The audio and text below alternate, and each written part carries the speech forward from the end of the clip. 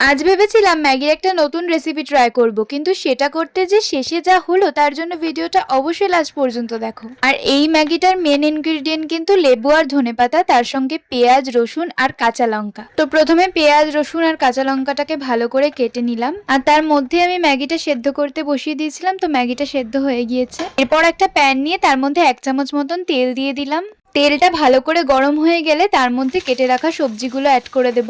এরপর এগুলোকে ভালো করে ভেজে নিয়েছি। আর এই ভাজতে ভাজতে আমি একটা ভুল করেছি, যেটা হচ্ছে ধনেপাতাটা দিয়ে দিয়েছি, কিন্তু ম্যাগি মশলাটা দেওয়ার আগেই আমি জল ঢেলে দিয়েছি, আর তার মধ্যে বেরিয়ে গেছে এত ধুয়ো। যাই হোক, তারপর তো আমি ভয় পেয়ে গিয়েছিলাম, তাই তড়িঘড়ি করে ম্যাগিটা দিয়ে দিয়েছি আর লাস্টে ম্যাগি মশলাটা দিয়েছি। আর লাস্টে কিছুটা সস আর হাফ লেবুর রসও অ্যাড করে দিয়েছিলাম। আমি একটু ভয়ে ভয়ে ছিলাম যে ম্যাগির সাথে লেবুর রসটা কেমন টেস্ট করবে। আর ট্রাস্ট মি, এটা খেতে দারুণ হয়েছিল। তোমরাও এটা অবশ্যই বাড়িতে ট্রাই করো আর আমাকে জানিও কেমন লাগলো।